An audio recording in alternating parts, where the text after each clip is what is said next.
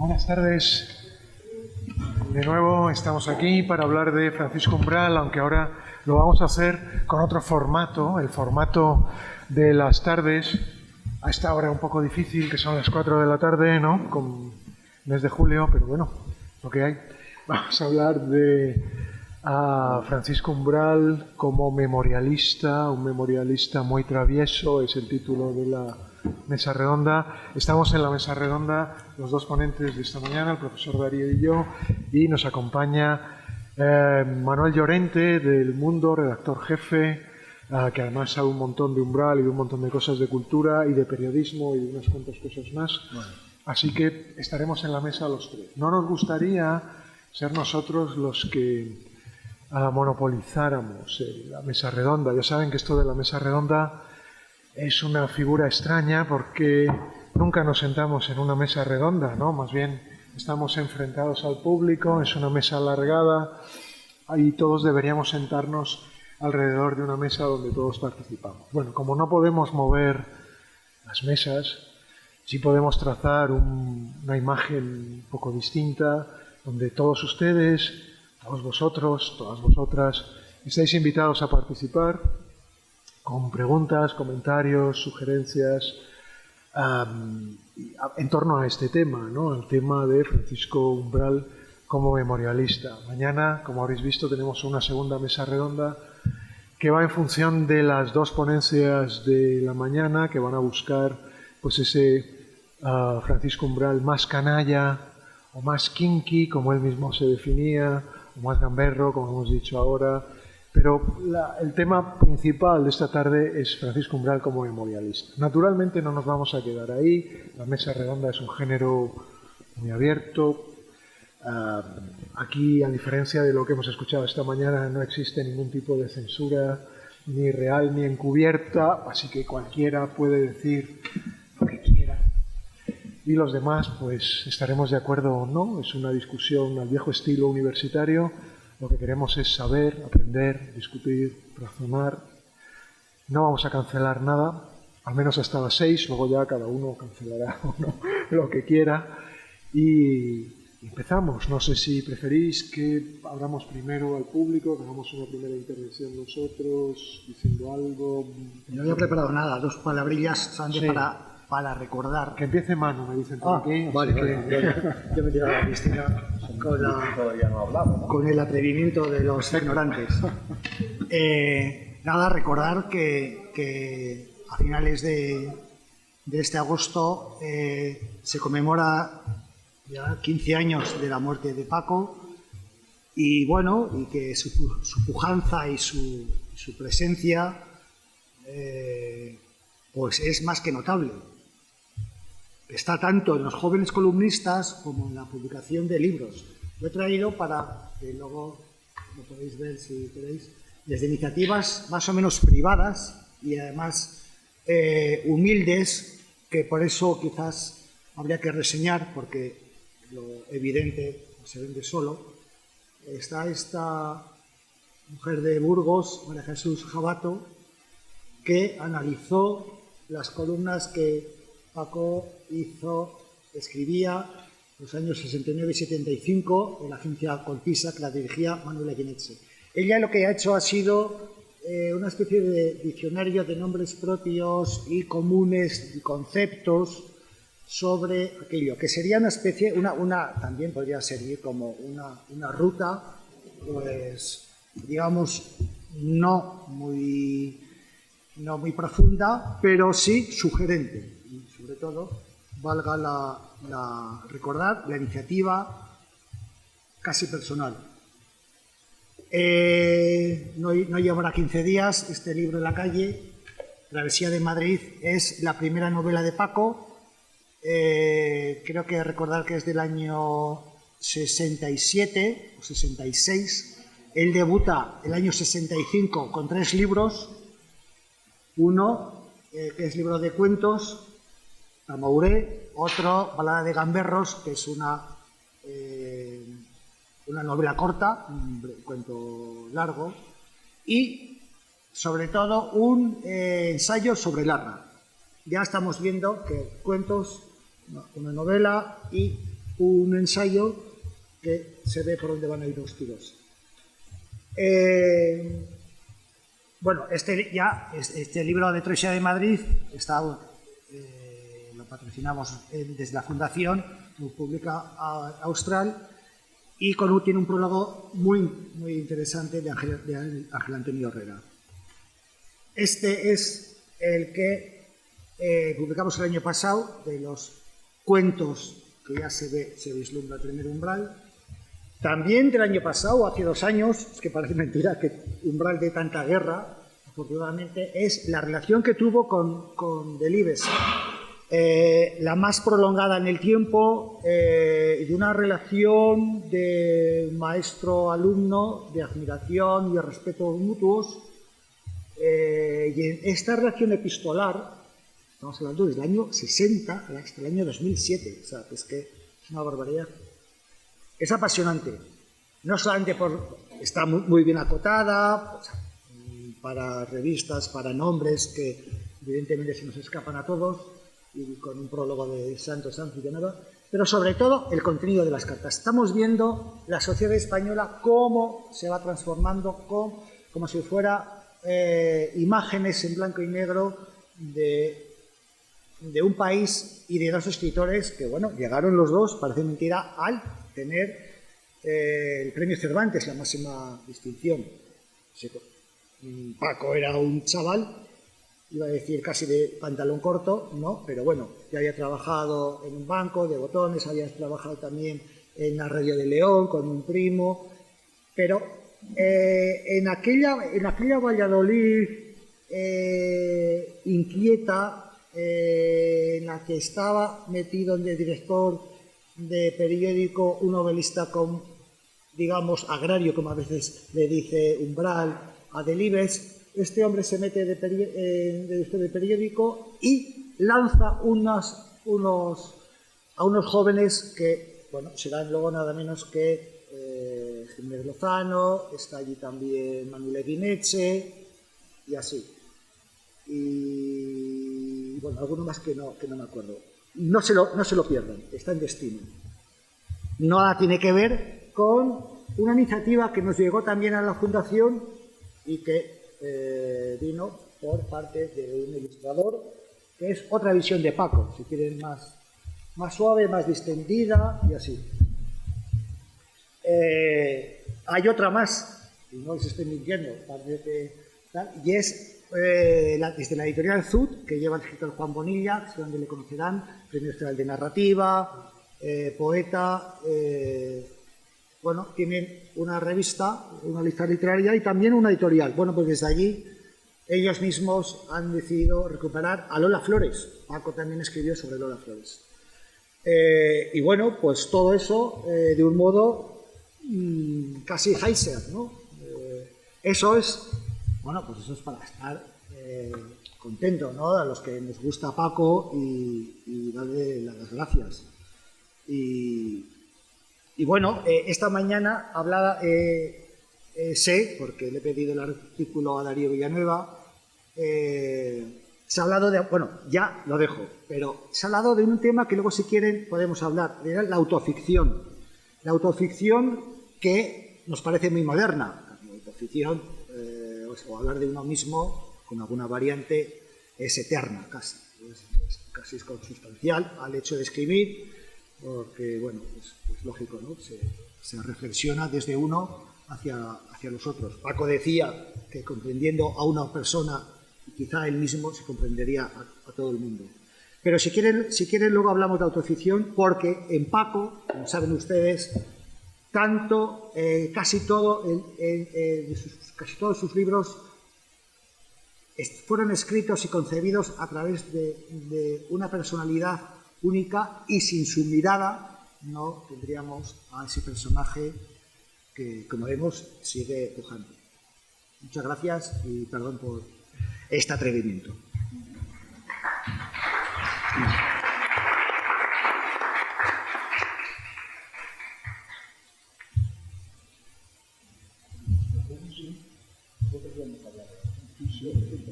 Creo que sí. Muy bien, no sé si alguien del público quiere intervenir, quiere decir algo, quiere agarrarse alguno de los temas que ha propuesto Manuel Llorente. Nos quiere hacer una petición para que tratemos algo. Estamos encantados. ¿Qué? Son muy tímidos, sí. Bueno, pero aquí no tiene ningún motivo para ser tímido. Como ven, estamos entre amigos, hablamos de todo, no tenemos pelos en la lengua, no nos mordemos la lengua. Sí. Perdón, por allí. Espera un segundo que queremos que hables con el micro porque esto se está... Aquí está.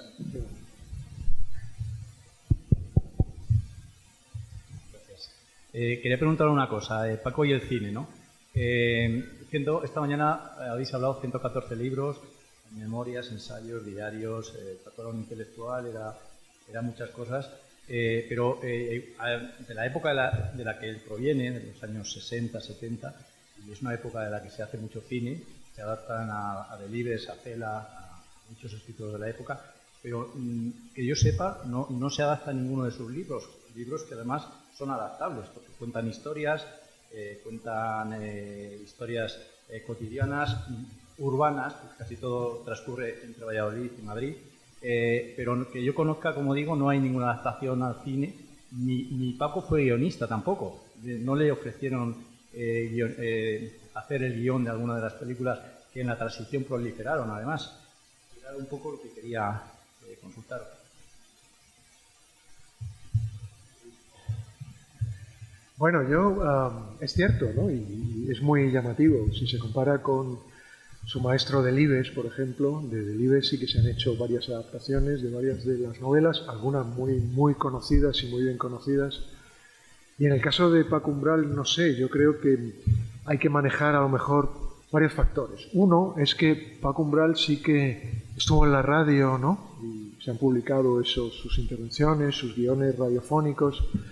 Pero en televisión y en el cine también, hasta donde yo sé, tampoco recuerdo muy bien ahora si hay algo, pero yo creo que no se ha adaptado. Bueno, ahora Benedict nos dirá algo más, si se ha adaptado o no. Uno de los problemas es que sus novelas, como comentaba antes, son novelas un poco especiales, ¿no? Y no son tan redondas, tan acabadas en muchos casos, o tienen unos problemas con la fantasía. Yo estoy pensando, por ejemplo, en Los helechos arborescentes, que es una de las novelas más insólitas y conseguidas de Umbral, y que anticipa de algún modo, o que va en la línea de lo que se ha llamado el realismo mágico, y que tiene una adaptación complicada. O también estoy pensando en una novela, probablemente la mejor de Umbral, que es La leyenda del César Visionario, que es...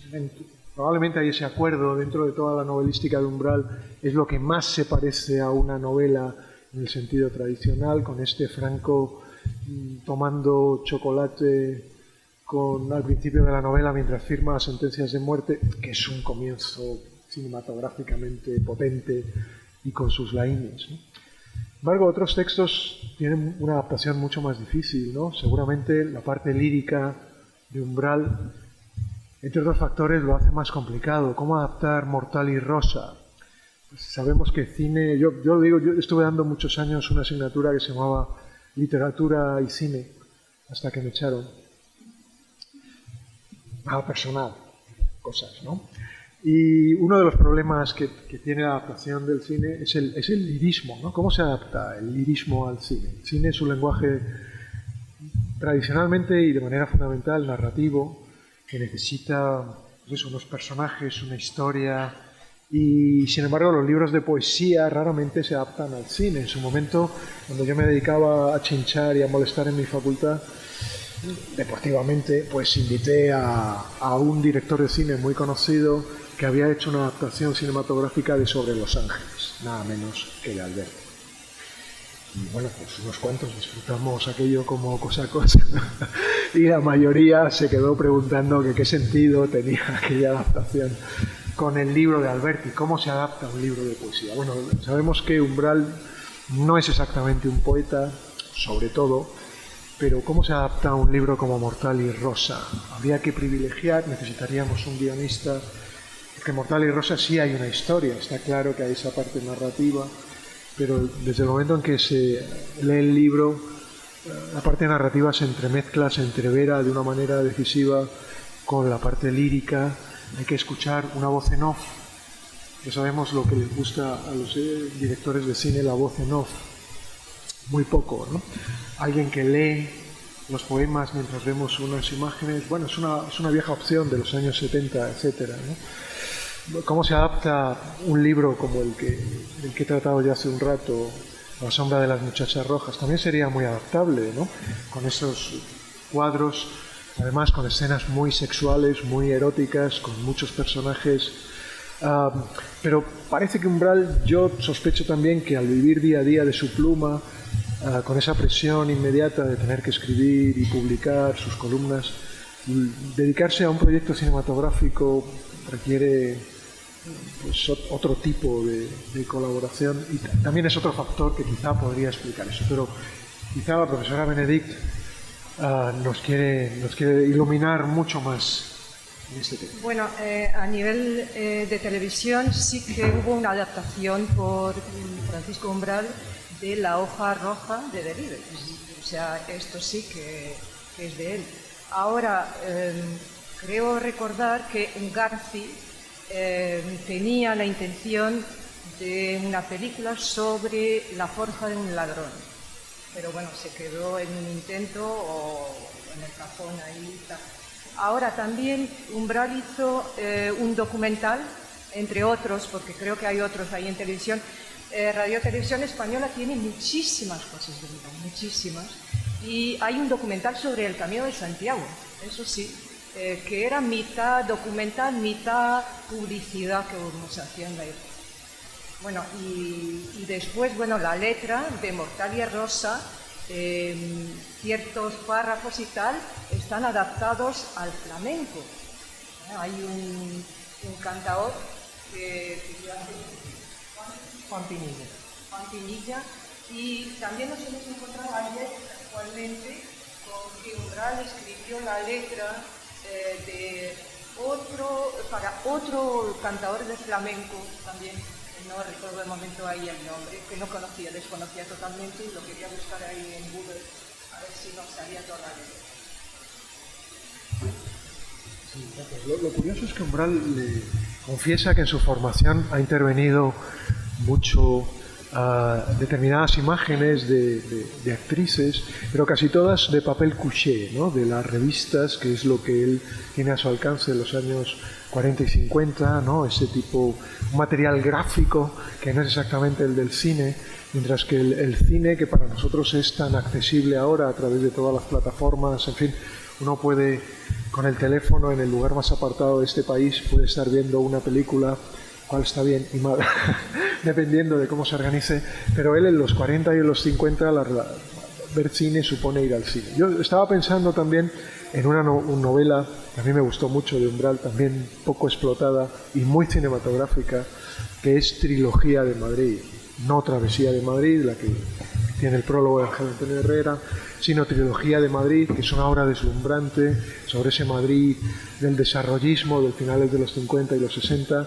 llena de diálogo, que en muchos aspectos puede recordar La colmena de Cela, cambiando todo lo que hay que cambiar, que es mucho, pero puede recordarlo, y La colmena de Cela sí se ha adaptado, ¿no? con notable éxito al cine, y sin embargo Trilogía de Madrid no. Ignoro si Umbral tenía interés en adaptarse al cine, si le hicieron ofertas, si era muy exigente, si no podía perder el tiempo entre comillas, para escribir un guión, porque su tiempo estaba muy medido, eso, colaboraciones, en el momento en que hay años en que Umbral publica casi una decena de libros al año, ¿no? Y eso supone un ritmo de trabajo notable, pero sí llama la atención, ¿no? Por ejemplo, también se puede pensar en La noche que llegué al Café Gijón, que también sería un texto, en fin, adaptable, ¿no? Tal y como está, no, porque las novelas de Umbral exigen bastante trabajo, entiendo yo, para adaptarse al cine, pero ese texto también sería perfectamente adaptable, ¿no? Un punto fijo, que es el Café Gijón, donde van pasando... En fin, hay ideas, si algún cineasta está en la sala, pues... ahí hay un campo realmente bueno. Sí, Benedict quería decir algo más.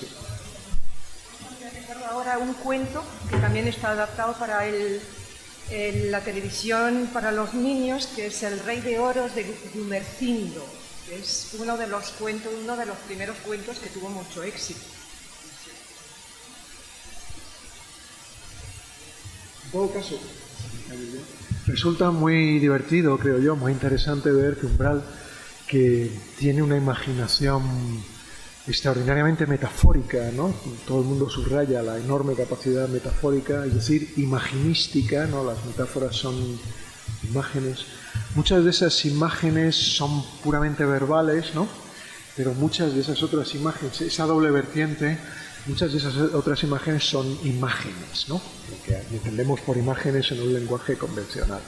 Y sin embargo, parece confiar más en el poder del lenguaje para llegar a las imágenes que en el traslado de esas imágenes a la imagen que tenemos en una pantalla. Yo también creo que ahí puede haber una clave. Yo estoy totalmente de acuerdo con lo que acaba de decir Ignacio. Yo también enseñé en la Facultad de Ciencias de la Comunicación guión y adaptación literaria, ¿no? Y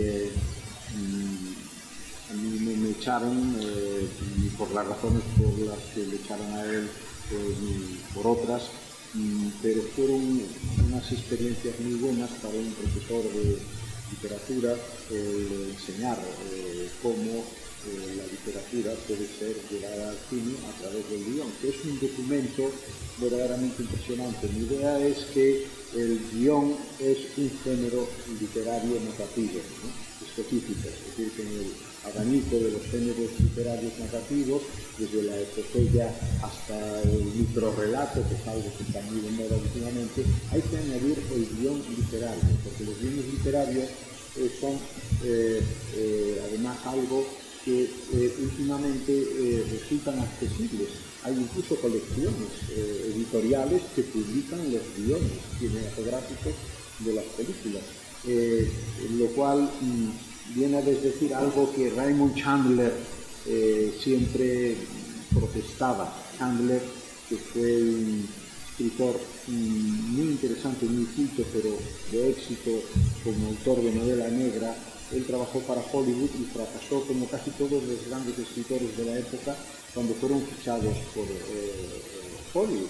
Fracasó Faulkner, fracasó Francis Scott Fitzgerald, fracasó también Hemingway. El que sí tuvo un cierto éxito fue Dashiell Hammett, que hacía ya unas películas, unas novelas que eran de visión absolutamente cinematográfica, ¿no?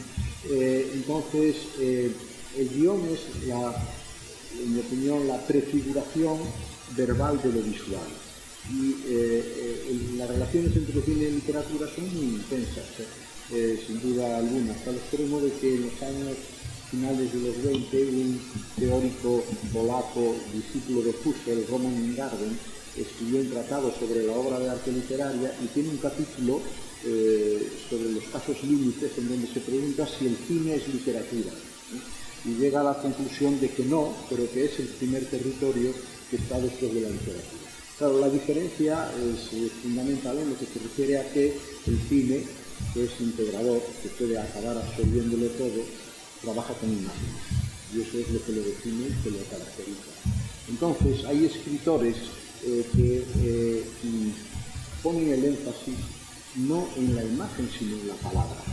Y en mi opinión, Umbral, por supuesto, cuenta historias, menciona personajes, los construye, pero está tan íntimamente vinculado a la prosa, o al verso en su caso, pero también es poeta, que no se puede despegar de lo verbal, ¿no? Y eso probablemente es una de las causas por las cuales su obra, que podría perfectamente ser llevada al cine, no ha tenido el éxito que sin duda merecía. Si comparamos el de otros escritores de su misma época, aunque no exactamente de su misma edad, hemos mencionado el caso de Miguel Delibes, que no solo tuvo esta gran suerte en el cine, sino también en el teatro.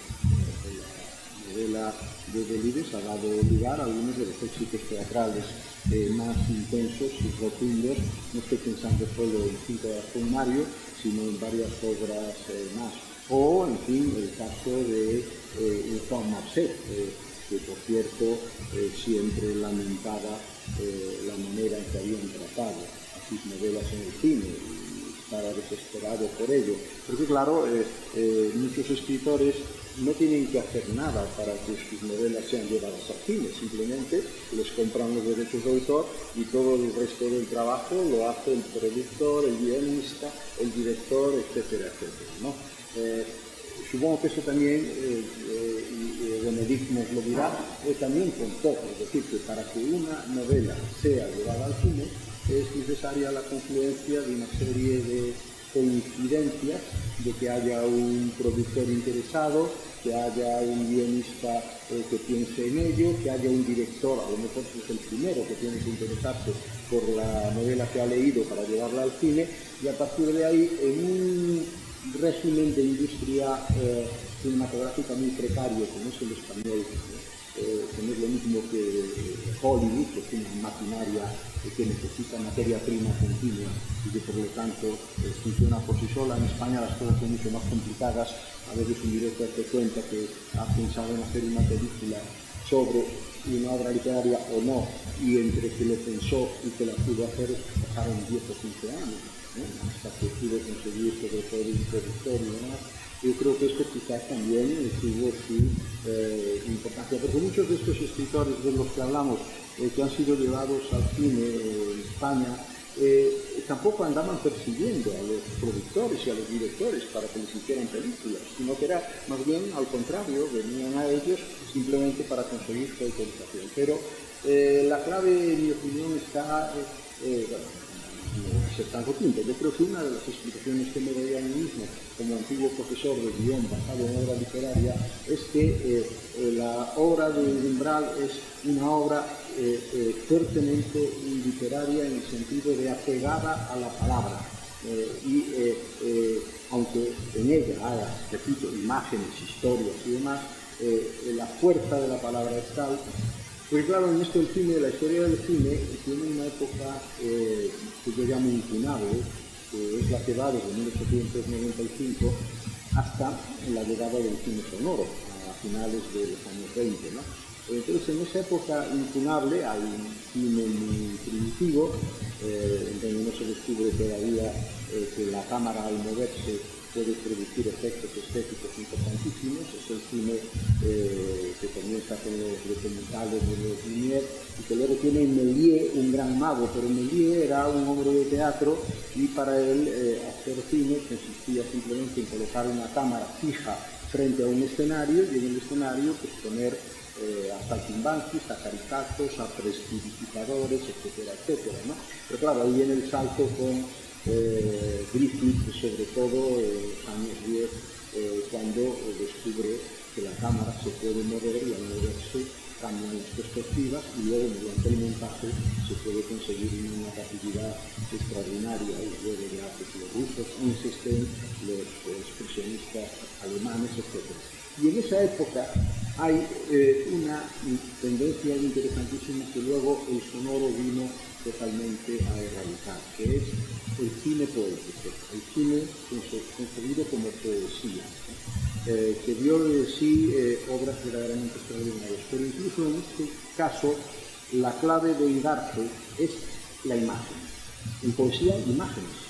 Las imágenes son uno de los componentes fundamentales del lenguaje poético y la imagen es lo que constituye la película. Yo recuerdo, por ejemplo, una película experimental norteamericana que se titula Manhattan, de Strand y Schiller, desde el año 1922, que es simplemente poner en imágenes versos de Walt Whitman, de Leaves of Grass, a base de, eso sí, reproducir los versos en su título y luego unas imágenes de la ciudad de Nueva York que recrean lo que Whitman había previamente escrito en forma de poesía. Ese cine poético que a mí me parece interesantísimo, que además es curioso, y ahí con Umbral, si hubiera habido un director que lo hubiese pensado y un productor que hubiese puesto el dinero, se hubiesen podido hacer cosas magníficas como tú has mencionado con Madrid. Porque en ese cine poético de los años 20, uno de los temas centrales es el poema de ciudad. Hay una película extraordinaria que es Berlín, Sinfonía de la Gran Ciudad, de Walter Ruttmann, que era un expresionista de la época, que es simplemente imágenes de la ciudad de Berlín, desde el amanecer hasta el ocaso, vinculadas por una sucesión, casi diríamos poética, de imágenes conectadas entre sí, ¿no?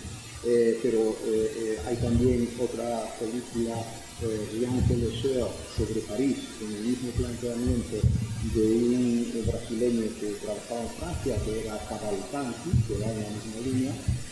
Y luego está, por supuesto, la gran película soviética, la de Ida Vertov, que trata de una visión de una ciudad que no es única, sino que es una suma de ciudades de la Unión Soviética, también durante 24 horas. Y Vertov, que era un gran teórico del cine, sostenía por aquel momento, por escrito, que el cine no necesitaba ni de historias, ni de palabras, ni de diálogos. El cine era autosuficiente con las imágenes. La película se titula El hombre con la cámara de filmar al hombro. Hay algunas más en esta dirección. Y yo creo que a base de las novelas madrileñas de Francisco Umbral, que es una línea muy importante en su producción literaria, en donde además lo fragmentario, que es algo característico de Umbral, no es un inconveniente desde esta estética expresionista del cine de los años 20. Pero claro, ahí faltó el director que hubiese tenido esa idea y el productor que hubiese puesto el dinero para llevarla adelante. ¿Añadir algo, me parece? Sí, con perdón, ahora mismo con todo lo que ha dicho don Darío, recuerdo perfectamente que hay un documental que se ha hecho para Televisión Española con Fanny Rubio, que es Amar en Madrid, y finalmente es un Paco que está paseando, vagabundeando por todo Madrid y con los textos leídos por Charo López a partir de las distintas obras, o sea, párrafos sacados por Fanny de los distintos libros sobre Madrid que escribió Paco. Bueno, yo recordaré un proyecto, una visita hace 10 años. Organizamos un coloquio sobre Francisco Umbral en Madrid, Francisco Umbral como lector, con el apoyo naturalmente de la Fundación. Y Benedict nos sorprendió una tarde porque dimos un paseo por el Madrid literario de Umbral. Y bueno, pues ella, con una paciencia admirable, recopiló una serie de textos de los que Umbral había escrito sobre Madrid, así que nos paramos en Oliver, por ejemplo, ¿no? Que es un buen sitio para pararse, pasa que nos ponemos fuera, y Benedict nos leyó lo que decía Umbral sobre esto, y así sobre varias, ¿no? Hicimos un pequeño recorrido, naturalmente ese recorrido fue muy literario, y también pudo ser muy cinematográfico en el Ateneo, en una serie de lugares emblemáticos de Madrid, se podía ver eso. Pero bueno, yo quiero insistir sobre la idea de lo literario, porque escuchando a Darío, he recordado también la comparación, una terna de 3 escritores que nacen al mismo tiempo, que escriben juntos, que son muy distintos, ¿no? Como Francisco Umbral, en primer lugar. En segundo lugar, como ya se ha mencionado aquí, al autor de Si te dicen que caí, Marcé, que es un autor muy adaptado al cine, con todos los disgustos que eso le ha ocasionado con el adaptador, porque Marcé explica que sus textos no son sexuales. Bueno, no sé si leemos lo mismo, pero está claro que el que traslada esas películas lo que ve es algo que el autor no ve en sus obras. Y en tercer lugar, la tercera pata de esa mesa podría ser Juan Benet. 3 autores muy distintos, estrictamente contemporáneos, y que nos indican esas 3 relaciones con el cine, ¿no? De Benet, que es poco umbraliano, ¿no? O Umbral es poco benetiano, en fin, esas cosas. Benet ha sido llevado al cine, que yo sepa, en una sola ocasión, en una película sobre la obra que se quedó finalista del Premio Planeta, que es El aire de un crimen. Es una película bastante mala, creo yo, de Isasi, me parece, Isasi Sasmendi, si recuerdo bien. El aire de un crimen es uno de los textos, como recordarán ustedes, seguramente más ligeros de Benet. Benet hizo una apuesta con unos amigos a que podía en un mes escribir una novela y ganar el Planeta. Bueno, si eres venetiano, la novela te rechina por todas partes, ¿no? Y si no lo eres, pues es un thriller bastante ligero sobre un cadáver que aparece en una tina de vino, me parece. Bueno, la película es muy discreta. Pero a lo que yo voy es que lo interesante es que Benet, que tiene toda esa saga de región y toda sobre la guerra civil, sería muy adaptable al cine, ¿no? La guerra civil en el cine en España yo creo que es el tema número 1 en los últimos 80 años o menos. Y sin embargo, el problema es sustancialmente el mismo que el de Umbral, y es que Benet es muy literario, muy, muy literario. Como Umbral, cada uno en su estilo, muy diferentes. También Marcé es muy literario, pero es una literariedad distinta, ¿no? Si recordamos esos comentarios de Marcé sobre la prosa sonajero, ¿no? Con la que pretendía herir concretamente a Umbral, entre otros, ¿no? La prosa de Marcé, no sé si es sonajero o no, en fin, no entiendo muy bien el concepto. A mí me resulta un poco extraño, entiendo que es una puñalada de esas que se pegan con mucho interés, pero que el concepto se resiste, ¿no? A un análisis mínimamente básico. Pues Marcé, sin embargo, construye historias con imágenes, él mismo lo dice, ¿no? Yo recuerdo, por ejemplo, y creo que recuerdo bien, aunque últimamente tengo memoria de pez, ¿qué les decía? No, recuerdo que en Últimas tardes con Teresa, me parece, hay una imagen de un cementerio, ¿no? Y Marcé explica que él construye una gran parte de la novela en torno a esa imagen en un cementerio donde está lloviendo. La imagen es extraordinariamente visual, ¿no? Luego hay que ponerla en centenares de páginas, que eso se hace en muy poco tiempo, ¿no? Como dicen todos los que no saben escribir, das a la tecla y el ordenador lo escribe. Pero la novela está concebida en torno a un puñado de imágenes, todas las de Marcé, ¿no? Ramos de lagartija, El embrujo de Shanghai, cualquiera de ellas tiene siempre 3 o 4 imágenes fundamentales. El capitán Bligh contando sus historias a una niña que se está recuperando de la tuberculosis y hay un niño del barrio que está allí, en fin, no les aburro con ese tipo de cosas. Marcé sí opera, y él lo dice, sus novelas están basadas en una imagen a la que después les da una materia literaria. Pero Benet y Umbral, no. Benet y Umbral, creo yo, ellos se basan en un lenguaje, ¿no? Esas frases de Benet de 7 páginas, ¿no? Antes de que aparezca un punto, que a algunos nos gustan mucho hasta que caímos rendidos, o esas frases llenas de metáforas revolucionarias de Umbral que también nos gustan mucho y que están construidas a base de palabras. Entonces, bueno, la relación con el cine, evidentemente, hay un cine poético que casi siempre es vanguardista, ¿no? Que está fuera de los circuitos, casi siempre es rara una película, por lo menos en los últimos años, una película así que se comercializa, hay de todo, ¿no? Pero el cine generalmente se basa en una narración basada en una imagen. Y autores como, ¿no? La lista sería más larga, pero autores como Benet y Umbral, pues son autores que se escriben en la página impresa para disfrute de los que leemos esa página impresa, que no nos impide también disfrutar del cine, ¿no? Son cosas, artes muy distintas, ¿no? Muy distintos. Sí, en eso también hay que tener en cuenta que Juan Marcé, lo ha reconocido por activa y por pasiva, no tiene una cultura literaria cuando empieza a escribir. Su cultura es fundamentalmente cinematográfica. Él en su barrio, en los crudos años 40, lo que hacía para entretenerse y sobre todo para evadirse era ir al cine de barrio. Y ese es el humus, es el caldo de cultivo en el que se forma su personalidad artística y su condición de narrador.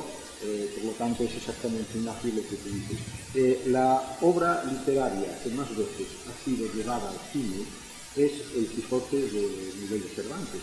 Hay más de 300 versiones cinematográficas del Quijote. Y la primera es de Ferdinand Secta, con los estudios franceses Pathé, en el año 1904. Una película que además fue una superproducción para la época porque duraba 20 minutos. Y, por supuesto, no está todo el Quijote ahí, pero sí algunas de las escenas más destacadas. Por ejemplo, la de los molinos de viento, sin duda alguna, la de los rebaños, etc., ¿no? Hay una línea de trabajo muy interesante que es el estudio de lo que se llama el precinema, el precine, que tiene dos líneas. Una es los aparatos que históricamente se fueron construyendo y que acabaron desembocando en el siglo XIX mediante la feliz confluencia de la electricidad, del celuloide y de la óptica en el cine de los Lumière y de los Skladanovsky. Pero en fin, ahí está, por ejemplo, la famosa linterna mágica de Athanasius Kircher, que era un jesuita del siglo XVII, más o menos coetáneo de Cervantes, que lo que hizo fue inventar un aparato consistente en un foco de luz que no era muy potente porque era luz producida químicamente, luego una lente y en el medio un cristal pintado. Y lo que ocurría es que la luz proyectaba la imagen de ese cristal a través de la lente sobre una pantalla. Y además, cuando hacían varios cristales y los movían con un poco de rapidez, pues se producía también el efecto del movimiento. Claro, esto con los Lumière, que eran fotógrafos de Lyon, se resolvió estupendamente.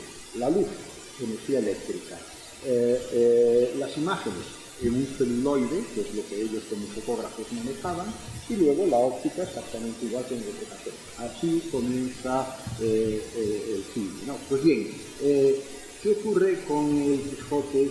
El Quijote está en la línea de otro concepto de precine, que es que el cine, decía Sergei Eisenstein, el gran director soviético, no es fruto solo de la máquina, sino que, le decía Ricciotto Canino, un italiano que defendió mucho el valor artístico del cine, decía, el cine es el prodigioso hijo de la máquina y del sentimiento, es decir, la tecnología y el arte. Pues la línea de precine segunda a la que me estoy refiriendo es que, según decía Eisenstein, nosotros, los cineastas de los años 20, decía, no solo somos hijos de los Lumière, somos hijos de una larga tradición narrativa y artística que viene de los griegos, que pasa por Shakespeare y que termina en Dickens. Claro, él no menciona a Cervantes, es un error muy rotativo, porque Cervantes es el escritor más pre-cinematográfico que existe. ¿En qué consiste el Quijote? El Quijote consiste en el choque de dos visiones. Toda la trama del Quijote es que Don Quijote ve la realidad de una manera y todos los demás lo ven de otra. Y esa es la máquina que mueve la acción de toda la historia de Don Alonso Quijano, el bueno y el loco convertido en Don Quijote. Haciendo un estudio de la frecuencia de las palabras, que se puede hacer muy fácilmente gracias a los ordenadores, en el Quijote resulta que las dos palabras más usadas son dijo y respondió, porque en el Quijote lo que abundan son los diálogos. El Quijote es una obra absolutamente dialogada. Don Quijote y Sancho se pasan todo el tiempo hablando y luego cuando se encuentran con alguien siguen hablando y en las ventas se habla, dijo y respondió. Pero después de dijo y respondió, las otras dos palabras que se usan más en el Quijote son vio y miró. Vio y miró, porque es un libro basado en las visiones, basado en las miradas. Don Quijote ve unos gigantes y Sancho ve unos molinos de viento. Don Quijote ve unos ejércitos que se van a enfrentar en medio de una nube de polvo en la Mancha, y lo que ve Sancho es dos rebaños de ovejas que van en dirección contraria, y de ahí viene pues, todo el follón que luego se monta, ¿no? Esa es la razón de que el Quijote haya tenido ese éxito cinematográfico, porque hay algo intrínseco en él, que es precisamente esta hipertrofia de la visión, que favorece extraordinariamente no solo que el Quijote ha sido llevado al cine, sino que es la obra que ha dado de sí más elementos de producción plástica, cerámica, cromos, naipes, pasquines, representaciones teatrales, cuadros, ilustraciones. El Quijote desde muy pronto empezó a tener ediciones ilustradas. ¿Por qué? Pues porque el libro lo demandaba y lo pedía. Y la última expresión de eso que la obra exigía es precisamente la versión cinematográfica. Cada 3 o 4 años se hace una nueva versión. La última es la de Terry Gilliam, que además es una historia que no da para mucho, porque Gilliam empezó a hacer un Quijote y fue una calamidad absoluta. Fue como si les cayera un mal de ojo de alguien, porque les pasó de todo y tuvieron que dejar de rodarlo. Pero él, pues, un hombre terco, volvió otra vez y finalmente ya tenemos el último Quijote que yo conozco hasta el momento, que es el de Terry Gilliam. Bueno, no sé si hay alguna pregunta más. Aprovechando que tengo el Sí, micrófono, sí. la obra de Umbral está en muchas editoriales, es muy profusa, pero no es fácil recopilarla. En la Costa de Moyano, en librerías de viejo. Y es una pregunta al aire. ¿Está previsto una edición de sus obras completas? Bueno, ahora que estamos en la era del libro electrónico, ya que puedas leer toda la obra de Umbral a una sola mano. Yo quería acotar lo de antes. Estos empollones hablan tanto y también que como cualquiera les mete mano. Pero yo quería retomar lo que dijo Ignacio al principio y comparte también Darío de esa novela lírica, llamémoslo así, más poética, menos que más o menos hay un pequeño enfrentamiento por carta entre Delibes y Umbral. Y el día de Nochebuena del año 66, 1966, le escribe Umbral a Delibes. Dice, bueno, hablan de muchas cosas, de que si o se le para Valladolid mi cuñada y todas esas cosas. Y dice, Paco, mi literatura se impone por calidad, pero al final la gente se decide, como tú en tu carta, por los temas. Por las tesis, en una palabra, ya que estamos en un tiempo de mensaje, y a mí no me da la gana soltar mensaje. Mi mensaje es que no hay mensaje, como ya habrás visto. Nadal Rodó, que era fundador de la revista Fotogramas, la mejor revista que ha habido de cine durante décadas, me dijo que le interesaba publicar la novela. Te ruego que te enteres por destino, si puedes, y tal y cual. Y entonces sigue hablando Paco y luego retoma el hilo. Dice, te agradezco tus elogios a mi travesía y naturalmente no estoy de acuerdo con la necesidad de un tema a la manera tradicional. Pienso en Kerouac, en Henry Miller, que para mí encarnan la novela de hoy y que escriben unas cosas sin tema e incluso sin organización. Tampoco estoy por la novela de caracteres, que me parece casi cosa decimonónica, ya hecha, y me encuentro de acuerdo con Robert Villet cuando habla de la odiosa profundidad. Profundidad que casi siempre suele ser mentira, pues como dice Sartre, el hombre es pura exterioridad. A mí me preocupa el sexo, como a otros les preocupa lo social, y creo que ya es bastante. Vemos pues que Delibes tuvo más suerte, o fue llevada al cine, claro, excepto puntuales cosas como ha contado Benedict, precisamente por la dificultad de trasladar al cine la palabra poética.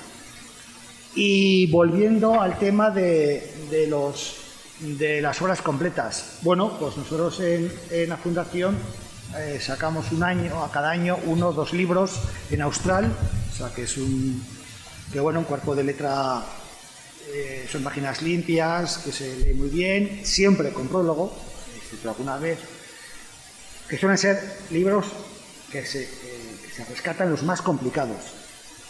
Por ejemplo, si usted está interesado sobre libros de Madrid, sí que hay un Saco Planeta en una colección que se llama Backlist, que están 7 libros, creo recordar, solo sobre Madrid, que Madrid tiene Y aparte de eso, bueno, en las librerías de lance o de segunda mano, y no digamos en la Feria de Libro de Ocasión, la Costa del Moyano, se encuentran, vamos, muchísimos. Es como junto con Cela y Torrente, y siempre están. Además, tuvieron una vida en diferentes editoriales.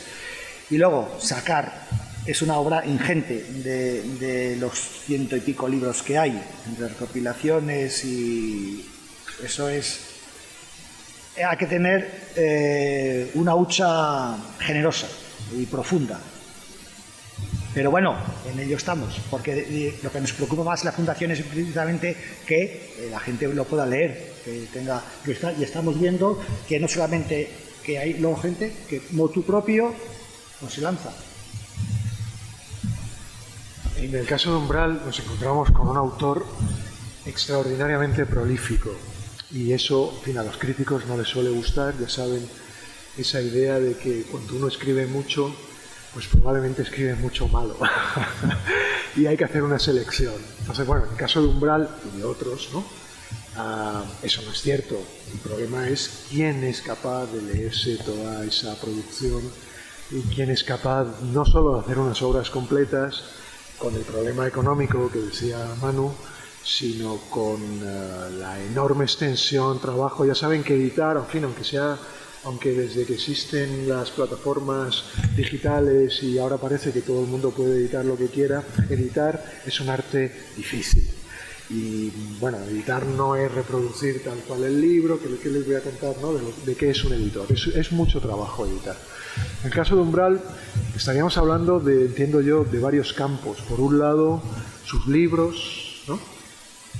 Por otro lado, los artículos, ¿no? Los artículos, como decía Benedict esta mañana, 70.000, ¿no? Es un cálculo seguramente no muy optimista, porque hay ahí montones de cosas, 70.000 artículos, haciendo un cálculo. En fin, nosotros somos de letras, yo cuento con los dedos y no puedo medir en decasílabos, me falta un dedo, pero hasta el decasílabo mido bien.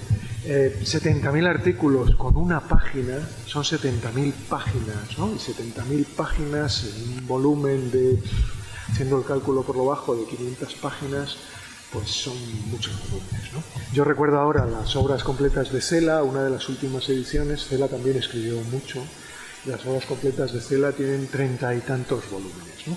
Los colegas franceses, por ejemplo, no tienen problemas para editar estas cosas de muchísimos volúmenes, pero en nuestro país necesitamos dinero, porque a menudo esa publicación de obras completas no se va a compensar con la compra de las obras completas. Y es verdad que editar ahora en electrónico, ¿no? Es mucho más barato, pero aún así, ¿quién va a comprar? ¿Quién se va a hacer con una colección de 140 volúmenes, ¿no? Pues pensar en eso es prácticamente imposible.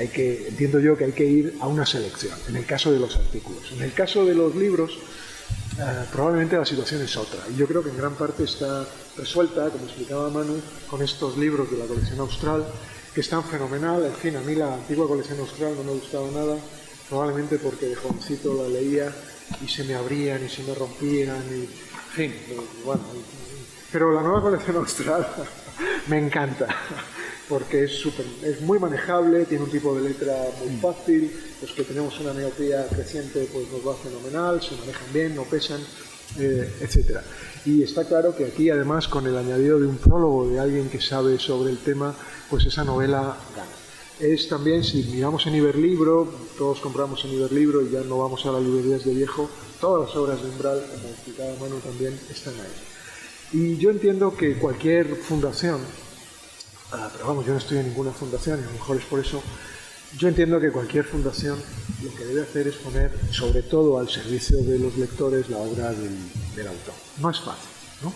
No es fácil, y menos en el 2022, donde pues, el número de lectores mengua con cierta rapidez. Hasta ahora esa era la tarea fundamental de una fundación. Pero es verdad que en el caso de Umbral, como en el caso de cualquier otro escritor, si sus obras no están accesibles, la memoria del escritor se apaga, ¿no? Y podemos poner desgraciadamente, montones de ejemplos de autores que han muerto recientemente y que su fama o su olvido es casi instantáneo, ¿no? En el momento en que desaparecen de las librerías, ellos no están. Por otro lado, las obras también envejecen, ¿no? Y a menudo a los filólogos, en fin, la palabra es un poco, casi hay que pedir disculpas por usarla, ¿no? Pero bueno, todavía quedan algunos. A los filólogos lo que nos pasa es que leemos con un criterio demasiado historicista o histórico y a menudo lo que a ti te interesa no es lo que puede interesar. Así que, con todos esos factores, ¿cómo se puede recuperar la obra de un autor? ¿Qué hay que hacer? ¿Hay que publicar sus obras completas? Yo creo que el periodo de obras completas, no sé, eso sería muy discutible, pero eso de las obras completas para guardarlas en una editorial bajo 7 llaves, a mí me encanta la colección de la Playard, por ejemplo, a 60 euros el volumen con papel Biblia, pues en fin, no está muy cerca de que nadie compre. En fin, yo tengo me gustaría tener los 3 volúmenes del Marqués de Sade, que es un moralista de primer orden, pero bueno, no los tengo ni siquiera los 3 volúmenes del Marqués de Sade, ¿no? Así que en el caso de Umbral, ¿qué hacer?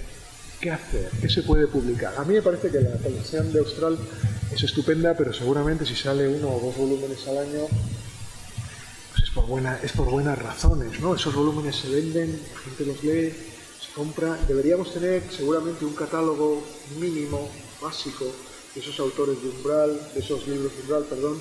Si son 114, ¿qué es una biblioteca básica de Umbral? Pues 30 volúmenes, 40 volúmenes.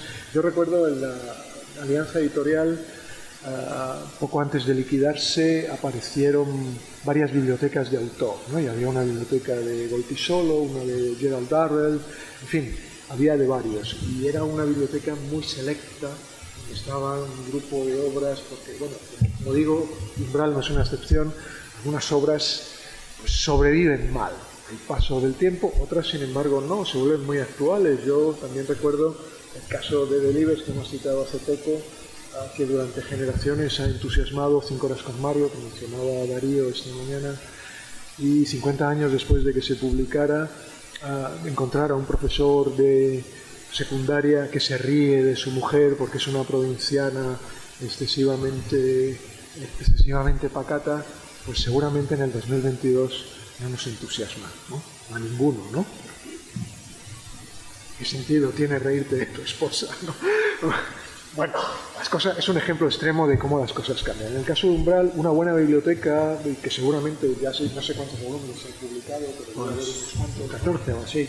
Pues yo creo que estamos en camino de eso, y naturalmente mientras existan libros de segunda mano, y el mercado de segunda mano en España ha sufrido una puesta al día al estilo de los países anglosajones, donde puedes comprar lo que quieras de segunda mano y aquí se despreciaba, pues eso palía en gran parte ese problema.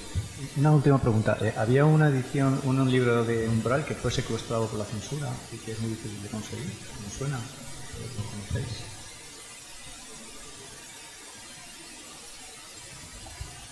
A mí me suena que hubo, bueno, que él pasó por la censura, como en esa época todos, claro. El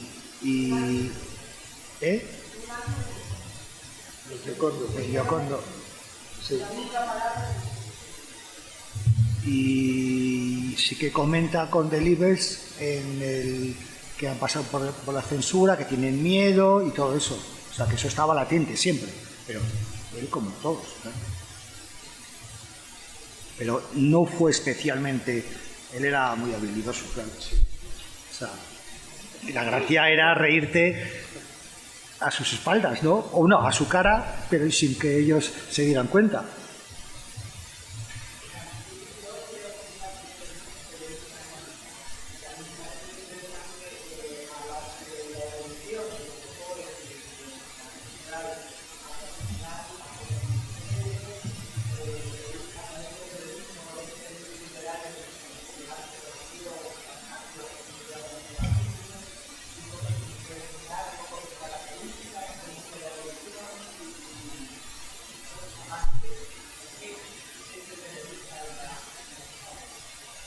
Bueno, lo que pasa es que Paco ya fue Paco desde el principio casi.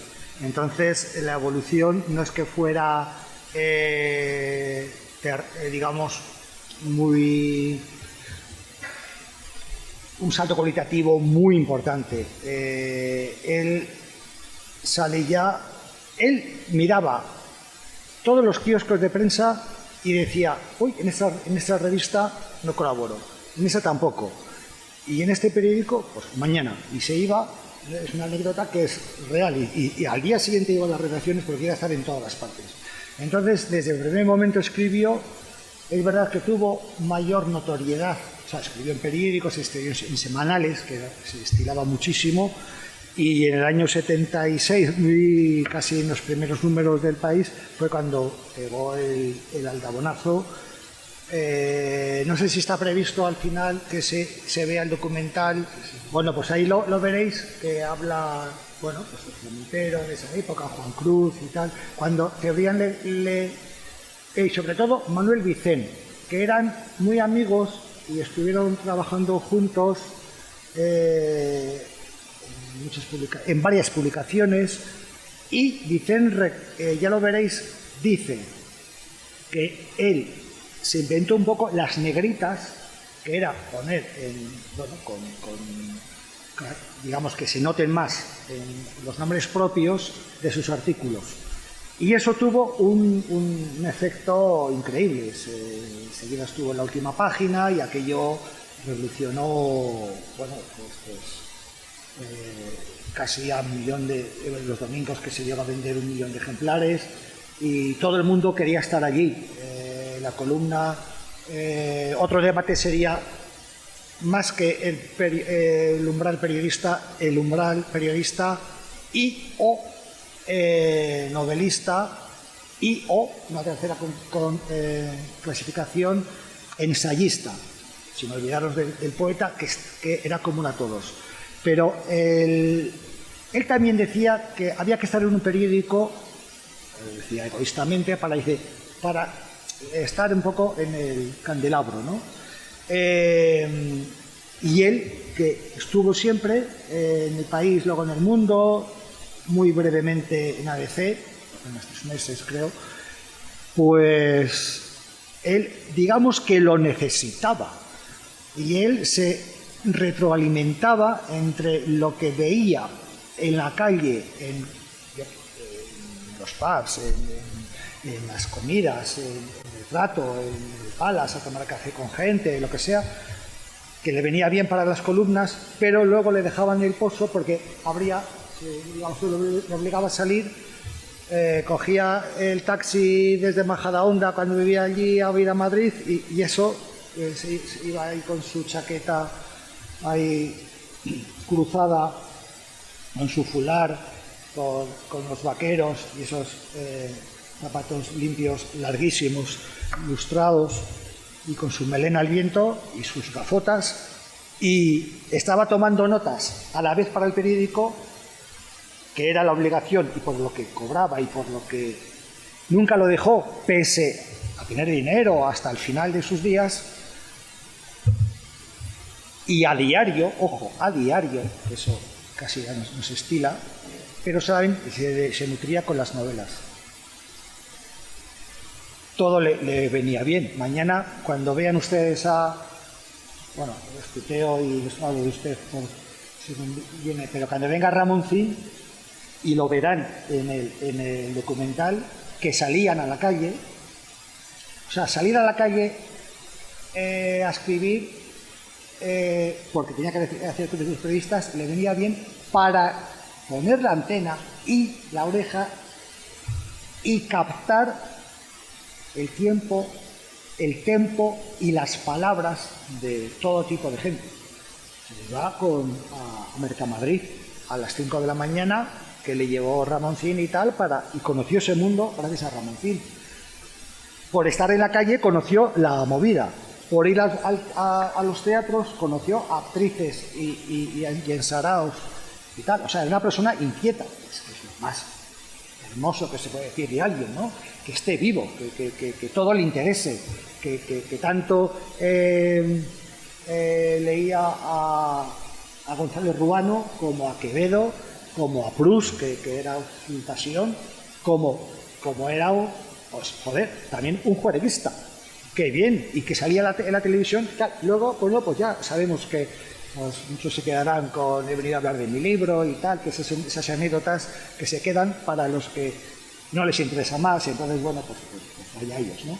Pero Umbral era muchas cosas, y digamos, y muy intenso. Solo se entiende así que escribía tanto, como si, fíjate, si casi 10, aunque vale, 5 libros, es una barbaridad, pese a que algunos fueran recopilación de artículos. Eso tiene que tener estar todo el día. Y eso, pues curiosamente, volviendo a lo del periodismo, ¿no? Que siempre hasta el final, escribiendo columnas. Qué curioso. Nunca se jubiló. Perdona. Ah, sí. Yo casi era una provocación. Lo digo porque la autoficción, yo lo digo porque leyendo el artículo de Darío, claro, ¿cómo que autoficción? O sea, si ahora está de moda, no está de moda, ahora ya siete que siempre ha habido. O sea, vosotros que sois profesores, o sea, más o menos, yo solamente quería deslizar el tema y dejarlo. Luego quería decir que que quizá, no lo sé, se dice que la autoficción de hoy, entre comillas, está muy ligada a las redes sociales, ¿no? Quizá. Pero eso, vamos, era por sacar el tema, porque Paco todo lo veía desde sus gafas, a través de él mismo y luego tal. O sea, pocos escritores yo creo que han sido tan... No, comenta, si es que la cosa es que habléis vosotros.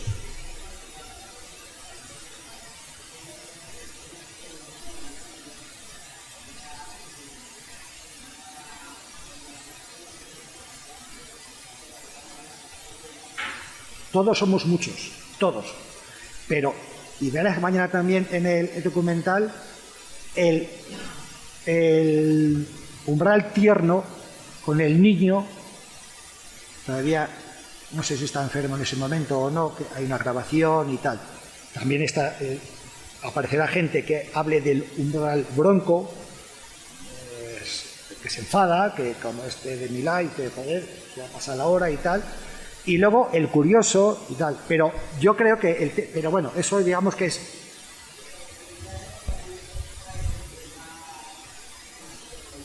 Sí, pero es uno de ellos. Pero uno de ellos. Esa es la gracia. Para muchos es la... Tal, que por cierto, ya como curiosidad, estaba en Planeta y también está rica con un prólogo de Caballero Bonal. Que hay, no sé si ahí se dice o no, que él ya tenía ese libro en marcha, o sea, que no lo hace porque se le muere el niño, ¿no?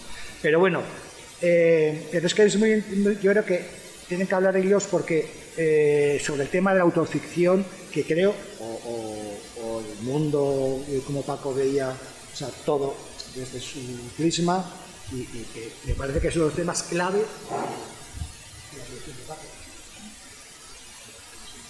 Bueno, no vamos a complicar demasiado las cosas. La autoficción es un libro, es una etiqueta que Sergei Dubrovsky puso en circulación en el año 1977. En el año 1977 Francisco Umbral había escrito ya multitud de diarios, memorias, novelas, relatos y cuentos dentro de ese gran magma que otros antes habían llamado la literatura del yo, ¿no? O sea que no nos hacemos todo a las palabras.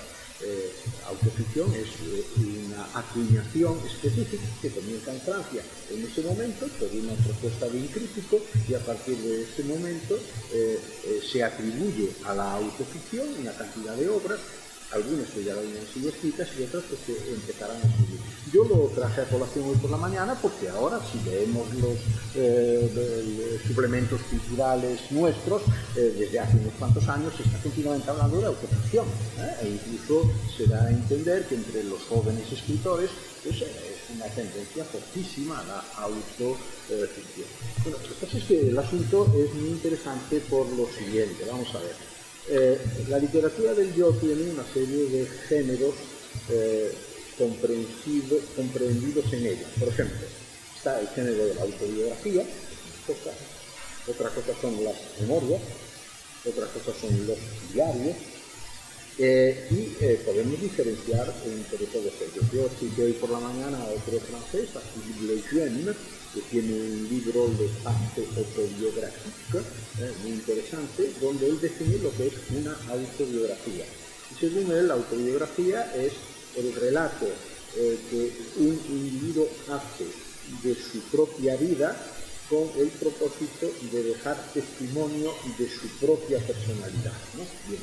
Entonces, esto es distinto de las memorias. Las memorias es también literatura del yo, hay un yo que escribe, pero no escribe de sí, sino que escribe sobre todo de lo que ve, de aquello a lo que asiste, lo que protagonizan otros, ¿no? Y luego los diarios es algo que se escribe también desde el yo, pero como su nombre indica, día a día, recogiendo una cosa y otra cosa. Hay diarios íntimos, pero hay diarios que también registran acontecimientos que esa persona ha oído o ha visto que se produjeran. Por ejemplo, Manuel Saravell-Barne, el político, publicó algunos tomos de diarios. Y es la cosa más decepcionante que uno se pueda encontrar, porque en vez de diarios son reproducción de sus agendas cuando era ministro, ¿no? O cuando era otra cosa. Y entonces dice, a las 12:30 visita del nuncio de su santidad. Terminamos en 45 minutos. Y no dice nada más, no dice de qué hablaron, ni qué problema, nada. A la 1 llega el jefe del Estado Mayor de la Defensa. Lo encuentro en muy buena forma física. A las 2, comida con el ministro de Trabajo. Qué tipo tan estupendo. Y bueno, pues eso es un diario que podría ser memorialístico, pero que no es nada. Bueno, pero entonces, ¿dónde está el quid de la cuestión, en mi opinión? Que es que durante mucho tiempo, incluso en Lejeune, se considera que la autobiografía nace de un testimonio personal basado en la veracidad. Es decir, que uno se desnuda y que se describe a sí mismo sinceramente. Y yo sostengo lo contrario. Yo sostengo que la autobiografía es un género de ficción, porque en la autobiografía el que escribe lo que hace es construir su propia imagen, no reflejar lo que realmente es. Y de esto hay muchísimos testimonios. Decían Schiller que los autobiógrafos son, utilizando una palabra griega, autoseústos, es decir, los que mienten sobre sí mismos, ¿no?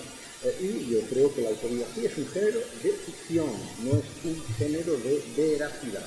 Aunque el que escriba con su nombre, escriba cuando nació, dónde estuvo, pero el propósito final es construir un personaje ficticio que coincide con su nombre con el que está escribiendo. No hay nada de sinceridad en las autobiografías.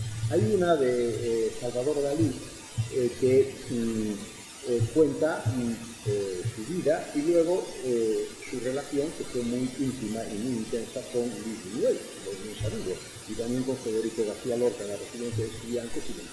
Entonces, Dalí, hay un momento después de la Guerra Civil en donde él cuenta que Buñuel realmente era muy afín al Partido Comunista.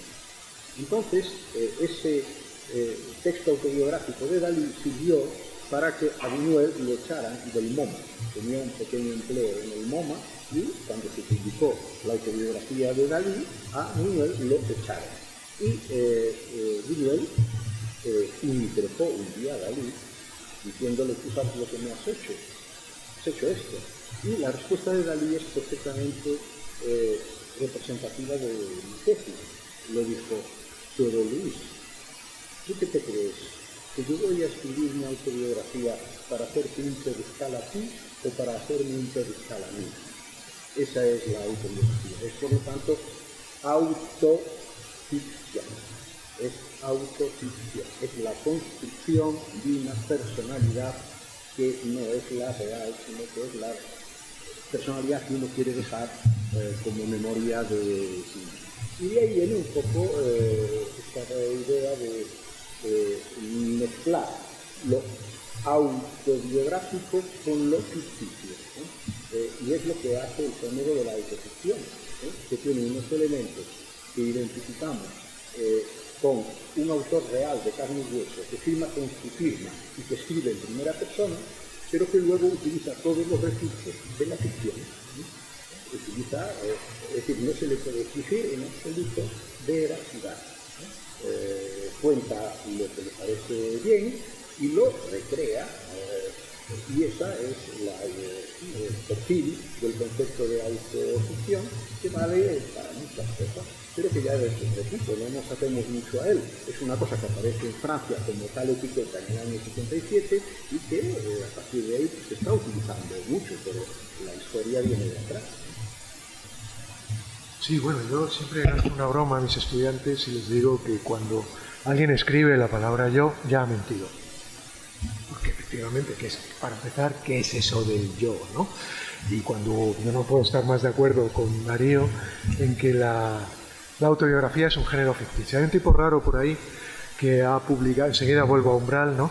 Pero que ha estudiado una de las autobiografías más consideradas en nuestra literatura, que es la de Santa Teresa, el libro de la vida. Y cuando se estudia el libro de la vida, que se suele considerar como es una confesión donde la santa punto por punto dice exactamente lo que le ha pasado, pues uno descubre ciertas cosas. Por ejemplo, que el libro de la vida, en sus comienzos, está escrito sobre una falsilla previa, que son las confesiones de San Agustín.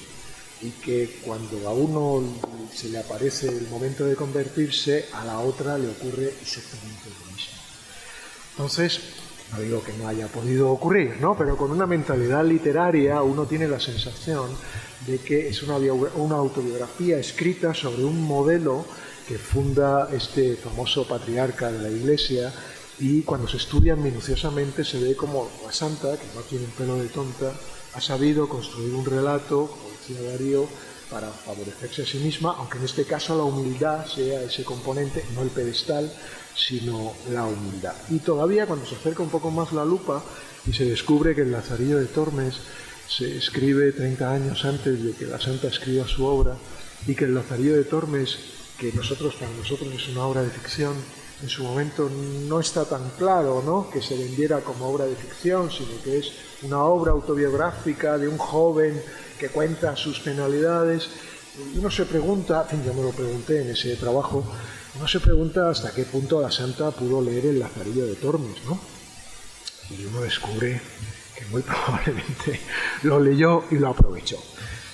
Con toda legitimidad, no estoy criticando a nadie. Lo que digo es que los procesos literarios son procesos literarios, y que lo que para nosotros es una novela, que en la época se lee como una autobiografía real, pues la santa construye su propia autobiografía sobre ese modelo, y además cuenta cosas, pero ¿y lo que calla en esa autobiografía? El proceso de selección de lo que cuenta y lo que no cuenta está puesto al servicio de una intención o de una intencionalidad, como dicen algunos, y esa intención, pues en ese caso es una muy concreta. En el caso de Umbral, yo también creo que tendemos, ¿no?, con cierta frecuencia a proyectar sobre su obra ese contenido biográfico que es inequívoco, ¿no?